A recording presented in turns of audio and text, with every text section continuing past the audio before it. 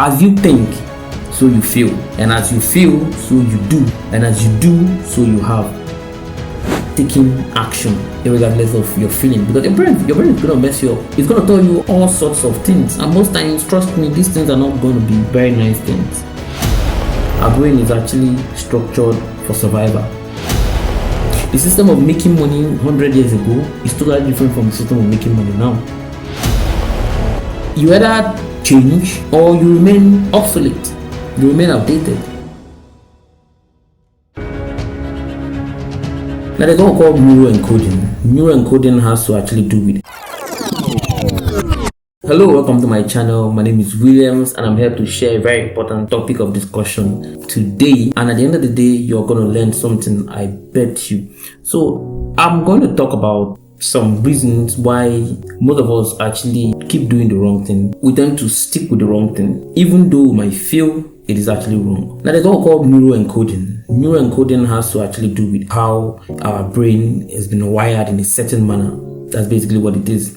Now, most of this wiring, it's actually done from our childhood, and basically from our childhood, our parents, our friends, and our environment generally. There are certain habits that we've learned, and it's difficult most times to put away because it is said that this is what we used to do. It is said that this is how we used to do it. It is said that this is how our family used to go about this. So if you grew up in a family where everybody, is always going to school, and maybe you come up one day and be like, Mom, I don't want to go to school. It's like a taboo. Why? Because it is actually something that the family is actually used to. And everybody in that lineage is actually used to going to school. It actually goes to school. So your parents are going to tell you that, no, you're not going to go your way. You're going to do what we have said you should do. Because in this family, this is how we do it. Most times, all of these things actually create what we call neurological patterns. So it creates a pattern in our brain. Our brain is now wired to think and feel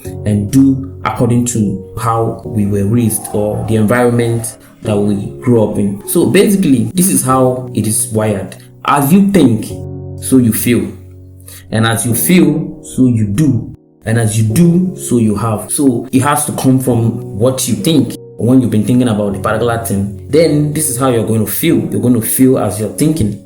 So if you feel as you're thinking, that is how you're going to act. That's how you're going to carry out your activities. And if you carry out your activities the way you're thinking, then this is the result you're going to get. That's why most times when you see a particular family, you notice that they follow a particular trajectory. They follow a certain trajectory. They have a particular way of relating with people. They have a particular way of making friends. They have a particular way of socializing. They have a particular church they belong to. They have a particular belief system.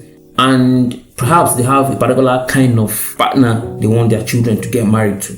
So it becomes like a culture in that family. Most times, these activities create what we call patterns, like I said initially, and we tend to live with it. Now, most times it actually takes some level of consistency because some of these patterns are not actually the best for us, because as we're living, life is evolving. There's many changes that is happening. One of the distinctive qualities of every human being is that you have to have the ability to evolve, because if you don't evolve, you're going to remain stuck.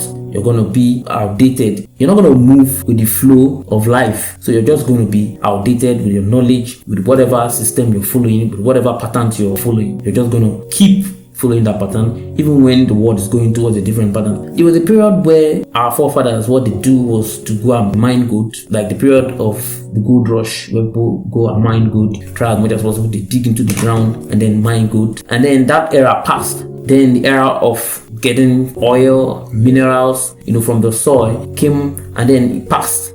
Now this is another era that we're into, an era where visibility is key, and visibility is like the new currency.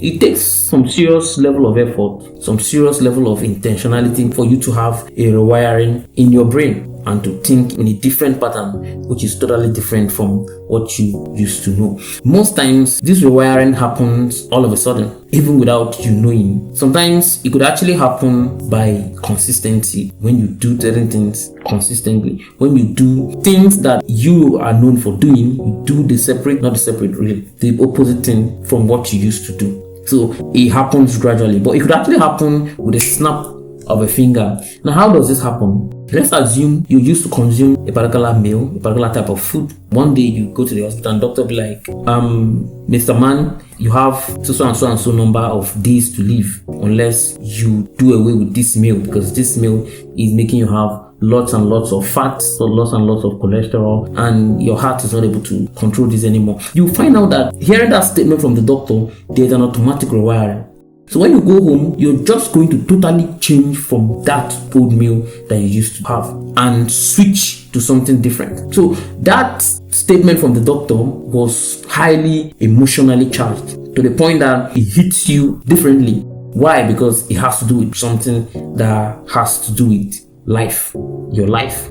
So you're going to just switch with a snap of a finger and then start doing a different thing, start doing a different meal. You start observing what you eat if you're not caring about it before. There's a particular story of a man, he's a chain smoker. One of the days he was just smoking and playing with his daughter, very little girl. As he was smoking, all of a sudden the fire of the cigarette just burned the skin of the daughter, and from that instant he changed totally. He stopped smoking. So this particular person, has been smoking for a very long time, for years. So because of that particular event that happened, because that event was highly emotionally charged and the man felt it, so all of a sudden he just stopped smoking. He did not need any psychotherapy or counseling or rehabilitation. He just stopped.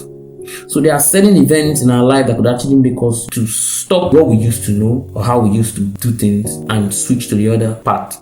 Especially when we happen to encounter things that happen to us, events that happen to us. Sometimes it could be traumatizing and they are very, very, very highly emotionally charged, and we take it seriously. So it could be like a flip of a book. So this is how we could actually, rewire our brain. There are other ways you can actually do this as well. Now I'm talking about when you intentionally want to actually rewire your brain or see things in a different perspective, or do new things, try new things, and then see how, they could turn up. Most times, because of fear, we tend to stick to what we used to know. And there's a way our brain is structured. Our brain is actually structured for survival. So if our brain senses that, we're doing something that it's not used to doing, then it could give us a signal. Like for instance, if you put your hand in a fire, it could just withdraw because that is danger. So our brain is always looking out, scanning, looking out for anything that could be dangerous to us and try to put us off. When we try to do new things, our brain senses these things as foreign. So it is something that it is not used to because it is structured in a particular pattern. When it sees this as a foreign thing, it gives us that sensation to stop. Now, how does our brain do all of these things? Sometimes you could start having fear. So most times when we want to break out of this old pattern to a new pattern, our brain gives us that fear that something might go wrong. So most times you start feeling, having this fear of rejection, which is one of the major things that stops people from doing what they're supposed to do. So you start having this fear of rejection, fear of being left alone, fear of things not working out. So you just start having the imposter syndrome, anything that could actually sabotage you. If you have friends, all of you are working class friends, maybe when this one receives his or her salary, they borrow this one borrows this one, so you're borrowing each other money, and you now want to do something different. Maybe you come up and you be like, guys, I don't want to be borrowing you guys money anymore. I don't want you guys to be borrowing me money. I want to be saving my money, and then I want to be planning with the little money that I have so that I can be able to get me through to the next month before I get my next salary. And I want to be saving. So most times we have this fear that we could be seen as being selfish,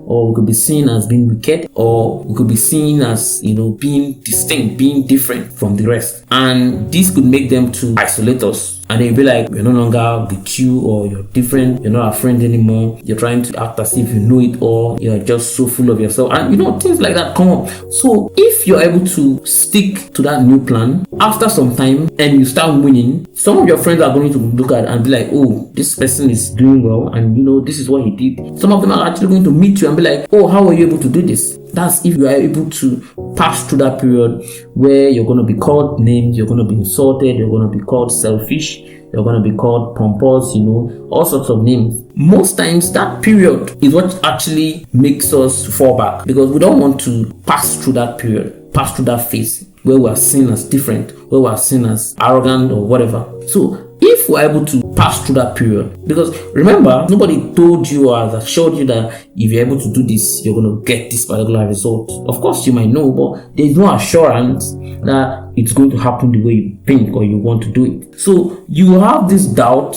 in your mind that what if this doesn't happen the way I planned it? What if this doesn't end well? And at this point, I'm left alone. I'm already not with my friends, and my plan didn't work out. So I'll probably be at the middle. I'll have no friends and I'll have no plan. So at the end of the day, our brain is always, thinking about these things because it's always looking for safety. So it wants us to go back to our friends where we feel we are safe, because we have been doing a particular thing over and over again, repeatedly, without any problem. You trying to break out, your brain sees it as a risk, as something that is not channeled towards survival. So basically, it's very important that we can be able to, do certain things that are distinct from what we used to know, because most times what we used to know or what we know, what we knew before, what we're trained with, are actually outdated. The system of making money 100 years ago is totally different from the system of making money now. So this is what it is. And you either change or you remain obsolete. You remain outdated. That is the truth. So one of the ways we can actually change or rewire our brain is when we change our environment. Most times, it might not really be your immediate physical environment. Of course, your physical environment has a major role to play, but it might not really be at the first instance. The environment majorly has to do with the brain. You keep rewiring your brain intentionally. Now, how do you do this? You do things that are different, things that are new, things that are not used to your brain, provided that they are things that are going to be profitable to you. So you try new things, you learn new habits, you learn new skills, you talk to new people, you make friends, you socialize. Even if it means talking to the camera, just as I'm doing now, this is a way of rewiring your brain. So you try new habits. Those things that you feel that are not really necessary, you want to change, you change them. You try as much as possible to invest in yourself emotionally. You become more intelligent. Cognitively, you become more intelligent. You're able to assimilate things. You're able to read. You're able to improve yourself as much as you can. These are ways we can change our old neural patterns to a new pattern. If you're able to do this consistently, of course, during this process, you're going to lose friends. You're going to see people who are going to say you're stupid, you don't know what you're doing. You're going to see people who are going to look at you and then roll their eyes and be like, what's this person doing? You're going to see all sorts. You're going to hear all sorts. People are going to call you names. People are going to, insult you. People are going to put you down. But if you're able to remain consistent in this, at the end of the day, those same people are going to come to you and be like, how were you able to do this? Can you teach me? Put me through. So this is how life is. So most times we should actually try as much as possible to learn new things, do things that are not the regular things that we used to do. And this is the way we can actually rewire our brain, because our brain is actually capable of taking anything. But most times it gets to a point and it's just there and it's unable to try new patterns, try new things, because it senses these things as very big risk. So you have to be the one to try push yourself. So even if you feel you're not capable, if you feel you're not worthy, you're not strong enough, you're not intelligent enough, you're not highly intellectual, you're not cognitive enough, you try as much as possible to do what you're supposed to do. That's why most times I talk about taking action regardless of your feeling, because your brain is going to mess you up. It's going to tell you all sorts of things, and most times, trust me, these things are not going to be very nice things. It's going to keep ringing in your ears that you're not good enough, you're not up to standard, you're not beautiful, you're not handsome, you can't talk well, you can't relate to people, you can't socialize, you cannot make new friends. So it's going to just keep telling you. Most times, 90% of the times, it's going to tell us negative things. So if you want to do the right thing, if you want to change your pattern, do not listen to your brain. Do not listen to that small voice that is coming from your head and telling you, you can't try, you can't do this, you can't do that. So try as much as possible to ignore them and do what you're supposed to do. That is basically it. And this is the end of today's podcast. Thank you very much for watching, for standing down to this moment.